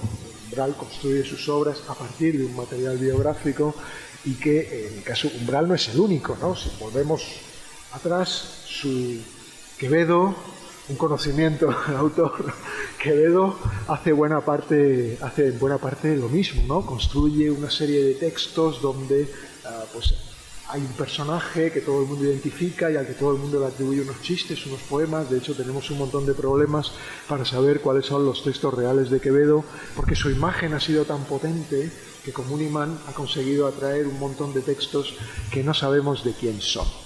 Y el propio Cela, uno de los maestros de Umbral, construye también un personaje, el personaje de este señor mal encarado que cuenta todo tipo de anécdotas, que utiliza, en fin, ha quedado en el acervo popular el lenguaje de Cela, ¿no?, como un lenguaje obsceno, directísimo, unas bromas. Y bueno, ese Cela existe, ¿no? pero existe otro Cela completamente distinto. El autor del Diccionario Secreto, por poner un ejemplo extremo, es un lexicógrafo con un afán científico pues envidiable, ¿no? A pesar de que esté tratando de un léxico que habitualmente no llega al diccionario. En el caso de Umbral, por poner un par de ejemplos muy concretos, cuando leemos Mortal y Rosa, todo el mundo tiene la idea de que eso, como explicaba Manu, el libro se escribe para contar la tragedia de la muerte del hijo. Y sin embargo, cuando conocemos otras obras de Umbral, lo que percibimos es que Umbral, como un escritor muy completo, tiene en el telar varias obras al mismo tiempo. Y en el caso de Mortal y Rosa, cuando lo leemos atentamente, lo que vemos es que el libro está dividido en dos mitades muy claras. La primera mitad va dedicada a contar la experiencia, la alegría, ¿no? Ese padre primerizo que tiene un hijo y que está oyendo crecer a su hijo, ¿no? Con esa famosísima imagen, y en un momento dado la historia cambia, ¿no? Porque desgraciadamente cambia la historia real. Pero el libro no era un libro dedicado a contar inicialmente esa historia, y Umbral, con esa habilidad del grandísimo escritor, consigue crear un libro suficientemente unitario como para que el lector asista a los dos grandes momentos en relación con el hijo. Pero si leemos otro libro escrito al mismo tiempo, que tiene un título muy proustiano, ¿cuál es el título de ese libro que me gusta tanto, Benedicto? Mis paraísos artificiales, que es un título no muy proustiano, muy baudelaireano, quería decir, de Baudelaire. Mis paraísos artificiales, un juego también con un título de Baudelaire. Recordarán el famoso libro en que Baudelaire recomienda beber alcohol y consumir drogas para escribir. En fin, lo recomienda él, pero nadie más que él. Ya saben que nosotros lo que hacemos es beber café y fumar, y que con eso nos vamos tirando. Bueno, el libro de Umbral está escrito al mismo tiempo que Mortal y Rosa, al mismo tiempo. Y es un libro de una alegría, de un optimismo, de unas bromas. En ese libro, sin embargo, Umbral decide hablar de otras cosas, decide hablar de la forma de su nariz, decide hablar del pelo que se le cae, en fin, los temas que nos interesan a muchos, ¿no? Temas que te conquistan inmediatamente, y es un libro escrito al mismo tiempo. ¿Cuál es el que tiene más proyección autobiográfica? Pues resulta dificilísimo saberlo, ¿no? El antropoide que está dentro del escritor aparece al principio de Mortal y Rosa, pero también está al principio de Mis paraísos artificiales. ¿Qué es lo autobiográfico? ¿A Umbral le obsesiona perder el pelo? Estoy seguro de que sí, seguro, que no hay nadie a quien no le obsesione, digo de mi género, a quien no le obsesione el tema, uno de los grandísimos temas, ¿no? A Umbral, con 40 años, le interesa parecer atractivo, mirarse al espejo y que la imagen que uno ve allí sea muy atractiva. Pues claro, ¿no? Es narcisismo masculino en estado puro, purísimo, ¿no? Y bueno, está en las dos obras, también está en Mortal y Rosa, está en las dos. ¿Qué es lo que tiene de autoficción una? ¿Por qué uno se lee como un libro de humor, Mis paraísos artificiales? ¿Por el título? ¿Cuáles son los paraísos artificiales de Umbral? Umbral en ese momento no reconoce utilizar ningún tipo de droga. No sé si en ese momento todavía bebía alcohol o ya no, se había pasado a otro tipo de cosas. Da igual, lo que sea. El libro proyecta una imagen muy distinta, que es autoficticia, si podemos utilizar ese término, y que eso no cambia nada, ¿no? El libro, lo que nosotros valoramos como lectores es la emoción que nos produce, lo que nos cuenta. Fundamentalmente es eso, la emoción. Uno es un libro fundamentalmente de humor, muy divertido, aunque si leemos los poemas en prosa de Mis paraísos artificiales son de una melancolía atroz, ¿no? Me parece que Umbral ha proyectado en esos poemas en prosa, que es un género muy baudelaireano, ¿no? Ha proyectado toda esa melancolía que le producen ciertas experiencias. Y sin embargo, todo el mundo lo lee como un libro divertido, y lo es. Si leemos Mortal y Rosa, nadie lo lee como un libro divertido, y en su primera parte es un libro extraordinariamente divertido en su arranque, ¿no? Cuando dice aquello de "a la mierda con Freud", pues bueno, es una frase brillante que no todo el mundo se atreve a escribir. Y sin embargo el libro continúa de otra manera. ¿Dónde está, de nuevo, dónde está la autoficción? ¿Hasta dónde llega la autoficción? Y un detalle más, que tiene que ver con la literatura del yo, que es la literatura de los géneros que ha enumerado Darío. Yo añadiría, me atrevería a añadir no un género, pero un grupo de textos nuevos, que es los textos escritos en clave, para recoger a personajes reales que aparecen bajo un disfraz. Es el caso del Giocondo, libro del 75, furibundamente, potentemente anti-homosexual, ¿no? Que cuenta, con ese título, da esa clave, que cuenta algunas experiencias de los que asisten al Café Gijón y que a Umbral le costó algún disgusto cuando alguien se descubrió allí reflejado, ¿no? Y tuvo que evitar durante algún tiempo aparecer por el Café Gijón. Si no te retratan bien y eres un tipo alto y forzudo y con nariz de boxeador, pues tienes ese problema. Pero hay montones de libros de Umbral donde el juego consiste en retratar, por ejemplo, a supuestas amantes con sobrenombres que a lo mejor podían sentirse identificadas o alguien podía tratar de identificar. Ese tipo de literatura es también una literatura memorialista, a menudo con intenciones muy variadas. Se trata de hacer ajustes de cuentas, ¿no? ¿Quién no ha soñado, si eres profesor universitario, con escribir una novela que cuente lo que de verdad pasa en la universidad utilizando otros nombres? Pues, bueno, no sé, esa novela se sigue esperando. No parece fácil, ¿no? Pero si alguien la escribe y alguien lee y reconoce todo aquello, es un tipo de memorialismo heteroficcional. Bueno, hablas de ti mismo a través de tus sensaciones, de lo que ves en otros. Y en eso la literatura de Umbral es extraordinariamente rica, extraordinariamente peligrosa. Sí, perdón, allá atrás. Podría añadir al hilo de la autobiografía narración no histórica. ¿Por qué? Porque es ficción, es literatura, no es historia. Bueno, ¿qué es la autobiografía? Una narración no histórica, aunque haya componentes de la realidad, personajes, materiales de la realidad. Es cierto, pero yo entiendo como Darío que la autobiografía siempre se ha vendido como un género, en menor medida de las memorias, pero sobre todo la autobiografía, como un género marcado por la veracidad, ¿no? Lo que va a salir allí es la verdad. Si no es la verdad, pues es ¿qué hacemos? Es como hace Javier Cercas en su famosa novela Soldados de Salamina, un relato real publicado como literatura, cuando son los periódicos los que se supone que publican relatos reales. Bueno, los límites ahí se vuelven extraordinariamente complejos, ¿no? A sangre fría, In Cold Blood, de Truman Capote, es una novela, es un relato real. ¿Por qué lo leemos como novela si es un relato real?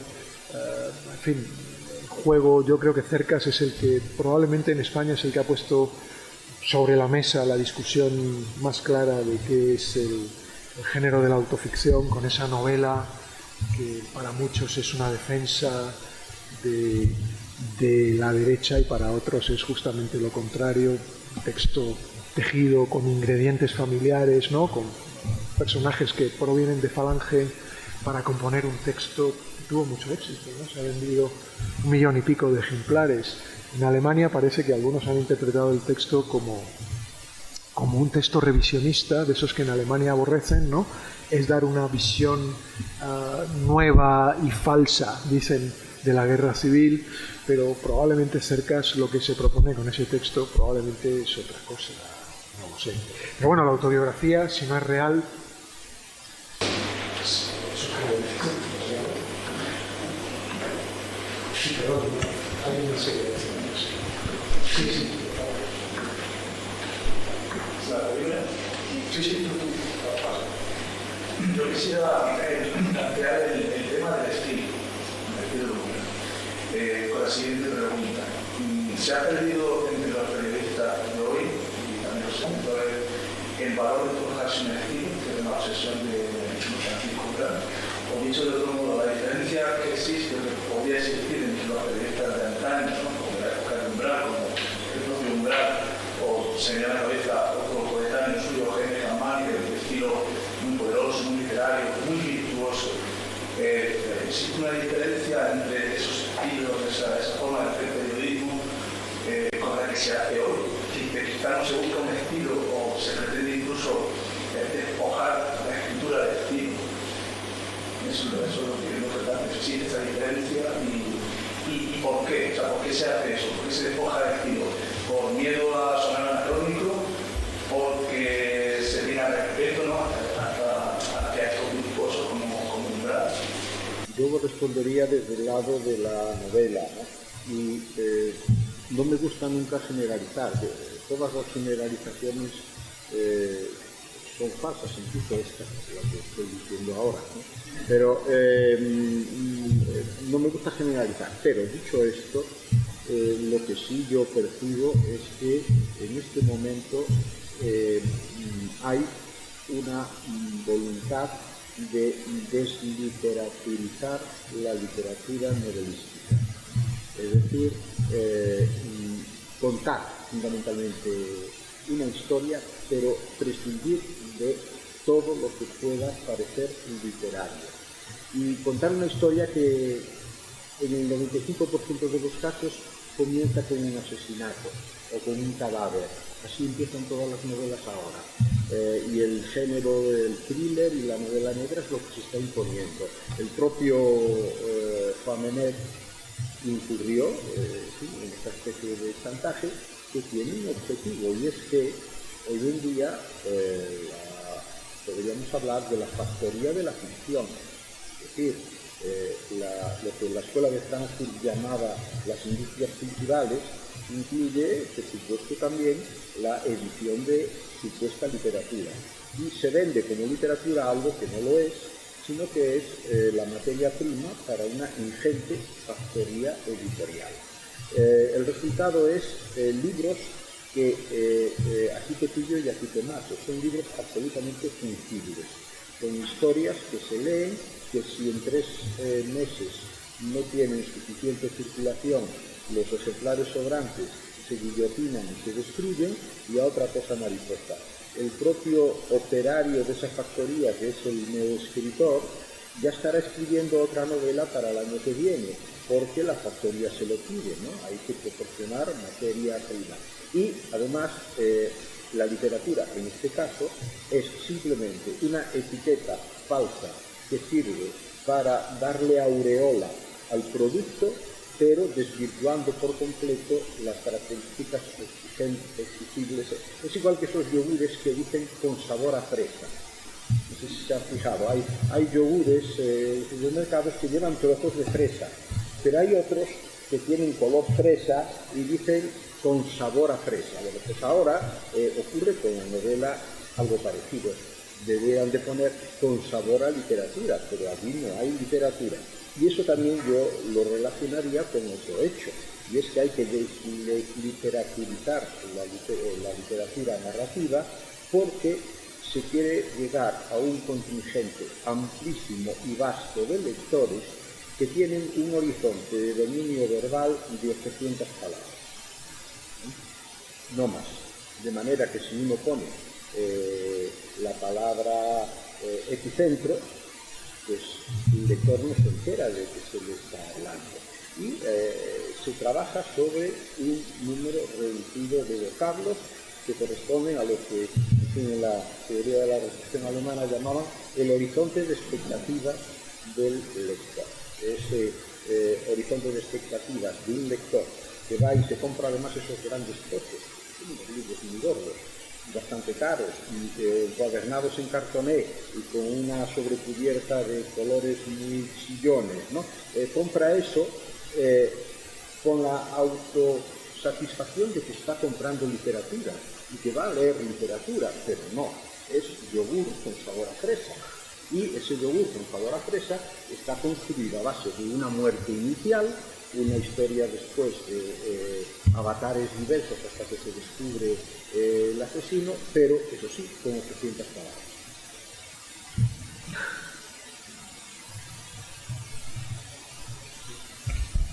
Bueno, hay un... en fin, a los profesores nos gusta mucho recomendar libros, ¿no? Sin parar. Y yo voy a recomendar uno, solo uno. de Rafael Reig. Nunca sé si se pronuncia Reig o Reig o cómo, porque este señor es asturiano y se escribe R-E-I-G. Supongo que será de origen catalán, Reig. El libro se titula Manual de literatura para caníbales, ya tiene sus 15 años. Y bueno, Reig es un conocido novelista, en mi opinión, y ahora que no nos oye decir, a mí me gusta bastante, pero es verdad que sus novelas varían bastante en cuanto a calidad, cuida mucho algunos aspectos y otros, en mi modesta opinión, un poco menos, pero con ese título tan fabuloso, Manual de literatura para caníbales, lo que cuenta es la evolución de la literatura desde finales desde el romanticismo, que es cuando se produce el cambio de paradigma, que decían algunos, en fin, yo pido perdón, se produce el cambio de paradigma clasicista al romántico, y cuenta cómo evoluciona eso hasta que se llega a la industria editorial actual. El libro es divertidísimo, no es una novela exactamente, yo diría que un alegato un poco complejo, con preguntas y con tareas para el lector al final de cada capítulo, donde examina la división de la historia de la literatura en generaciones y grupos, y termina, y es a lo que quería llegar, al final termina explicando cómo la literatura desaparece. Que en nuestros tiempos, el libro se publicó en 2006, me parece, ya no existe literatura. Lo que existe es una industria editorial, como explicaba Darío, donde equipos que conocen bien el marketing organizan qué es lo que quieren los lectores, y bueno, a más de uno nos recuerda algún autor de bestsellers de que las malas lenguas explican pues que la editorial le rehizo el bestseller en un grupo, y que el libro se ha vendido increíblemente, lo cual está fenomenal. La editorial gana, este señor también gana, y además pues tiene que pagar a Hacienda un montón de dinero. Todos salimos ganando y nos lo pasamos bien, pero la literatura desaparece, y a esa conclusión pues llega mucha gente, ¿no? Vivimos, como decían antes, malos tiempos para la lírica, ¿no? Pero parece que para la narrativa también, ¿no? Que es un tipo, yo nunca he leído novela negra o novela con asesinatos, y últimamente todas las novelas que tengo que leerme me pasa eso, que todas, absolutamente todas, tienen un asesinato. No me parece mal. Pero probablemente hay otros tipos de formas de escribir, hay otros tipos de formas de contar, hay otras maneras de convencer a un lector que no sea esa forma tan conocida, por otro lado, de capítulos que se enganchan con capítulos, creando una ansiedad para saber qué ocurre al final, y efectivamente eso es la muerte de la literatura. En consecuencia, el estilo desaparece. Es una condición obligatoria. Tengo un compañero, un amigo, que su sueño es escribir un bestseller. Tengo varios en esa condición, pero ninguno lo consigue, porque, en fin, son gente que ha leído mucho, que ha escrito mucho, y a pesar de que intentan adelgazar su estilo todo lo posible, no es suficiente. Y en concreto, uno de estos amigos empezó una novela suya indicando donde el Duero traza su curva de ballesta, recordando un poco, ¿no?, a Machado, y el editor le dijo: si el libro lo quieres vender, esta primera frase es mortal. Tienes que suprimirla inmediatamente. En caso del periodismo, yo supongo que las cosas son parecidas, pero yo también me refiero solo a la narrativa. Es que no es que quiera seguir con que hay artículos de opinión y artículos de información, en teoría. Yo me imagino que ibas por artículos de opinión. No se puede hacer, o sea, se espera que está bajo una letra inclusiva, o sea, que está marcando el territorio, afirma cierto lugar, y entonces hay una intuición. No se supone que no tienes que necesariamente informar, sí, las pistas. Y bueno, es verdad que Paco lo tenía muy claro, él escribió así, le gustara o no gustara, aunque quisiera vivir de ello. Y fue inflexible, sí, no se apeó nunca. Y esa personalidad, no sé si Kanmani, yo no he leído apenas a Kanmani, sí que le traté, pero sí, por ejemplo, tengo claro también la actitud que tenía. Es que ahora lo voy a repetir otra vez, pero es que me encanta, vamos, a Gonzalo de Ruano. Bueno, esto va porque va por la vida por épocas. Hay un libro de Manuel Vicent que recoge sus artículos que escribió sobre una serie que escribió en Babelia, y hablando de, bueno, precisamente Gonzalo de Ruano, al final del artículo dice que, bueno, pues parte de las cosas curiosas y tal, que sí, con un momento en que con la mano izquierda se tenía que sujetar la derecha porque le temblaba y tal, pues que era un poco manirroto sus veleidades de la nobleza, pero decía, por ejemplo, que más o menos que hablaba de ese oro que se filtra del sol a través de la luz y que se confunde con el serrín que un camarero está limpiando por la mañana en el café donde él escribe, más o menos. ¿Cómo se puede escribir del serrín? Vamos, te echan. O sea, ese artículo no se publicaría hoy, es impensable. Y Paco tiene también mucho de ello. O sea, Paco te mete entre una cena y un detalle, luego te desliza. No es que te deslice, no es que te quiera engañar, sino que se le va la mano o simplemente es así. Esos artículos líricos, evidentemente, hoy tampoco tienen casi cabida. La inmensa mayoría tienen un componente político muy claro. Es difícil que te sorprenda el articulista que vas a leer, porque esa persona, ya sabes, es predecible, no se quiere jugar al riesgo, no sé si por miedo, porque el editor, el director te puede coger ojerizas si te sales del raíl, por no decir otra palabra, o qué. También es cierto que depende de dónde vayas. Si estás publicando en las páginas de opinión de ese periódico que sostiene una línea editorial, pues, hombre, te la estás jugando más. Estás en cultura, tienes otras cosas. Pero bueno, yo creo que nos entendemos. Por decir algo más que sabemos, pero que no habría que olvidar, los premios literarios. Los premios literarios, no hace falta recordar a nadie, también surgieron quizá en un momento en que España era triste, pobre y se pasaba hambre y todas esas cosas, y gris y que suena así, como dicho así, pero que era realmente así. Bueno, pues la gente, había mucha gente analfabeta o que leía pero apenas no leía o no comprendía y tal. Yo he llegado a conocer a gente, y cuando hice la mili, no soy tan mayor, pues leía en alto y enseñé todavía a escribir. Pues imaginaros, ¿qué pasaba?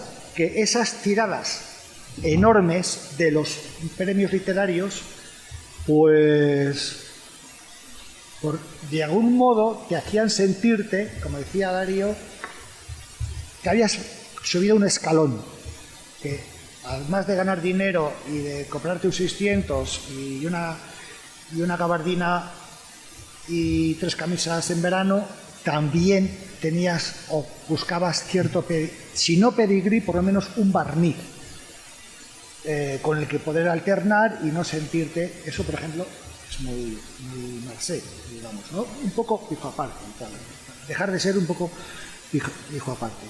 Y bueno, pues es verdad que hay una factoría, no os podéis imaginar cómo se miden las editoriales, los lanzamientos de las novelas, las estrategias comerciales, en qué día, si es hacia Navidad, si es el verano, de cara a la feria del libro, que el libro ya esté un poco rodado, los precios y todo eso. Libros preciosistas, libros regalos, ¿no? Así que sean así atractivos, por supuesto el título. Ahora está de moda, bueno, yo no sé si se han caído o no, pero casi todos los libros tienen faja, se busca el apoyo de alguien reconocible para... no sé, está entre como un poco comercial, ¿no? Pero es verdad que luego abres el libro y te confirma lo que habíamos comentado antes del artículo de opinión. Sí que es verdad que tiene que haber intriga, tiene que haber desasosiegos y bueno, y luego, y si hay saga, mejor, y ya estás enganchado. Lo bueno es el atrevimiento, lo bueno es confundirte, esa es la gracia. Y lo bueno es comprar también, digo también, que lo repito si eres una tercera vez, pero también comprar libros en hiperlibros, que por 2 euros igual tienes pues desde un libro de Umbral hasta un libro de Diego Baroja, Diego Baroja igual no era tan estilista, pero sí Azorín, y o sea, gente, o un Valle Inclán, o lo que sea, lo bueno es que hay tal variedad. Y bueno, pues las librerías, ojo, han hecho una labor, eso, o sea, no estoy en librerías, las librerías son el mensajero y nunca hay que matar al mensajero. Las librerías, acordémonos que hicieron un esfuerzo y estuvieron ahí valientes y vamos, con un ardor guerrero en la época de la pandemia y tal. Ahí afortunadamente todos nos volvimos a leer más. Y en parte fue gracias a ellos y bueno, y que dijimos que bueno, pues que igual me quedas tanto dinero para pasarlo bien, pero que también hay otras vías de lectura, y que si se va a lo fácil, pues sí, eso tal. También en la poesía, quiero decir, sí, que se supone que es como un género más puro, se supone que hay, y vamos a ver, si ya que no voy a vender, por lo menos, vamos, no me voy a engañar. También yo creo que ha habido bueno, los últimos años también han ido a Segurola, que se dice. Una zona templada, ¿no? No vamos a hacer metáforas de esto con la vida, pero igual también. Algo más bien cómodo, apacible, y así duermo gusto en mi conciencia. Bueno, podemos terminar así. Entonces nos dedicaríamos a los paraísos artificiales y no puede ser, ¿no? Tenemos que salir de aquí con ganas de leer algo. Así que si alguien tiene alguna pregunta más, todavía tenemos tiempo, por favor.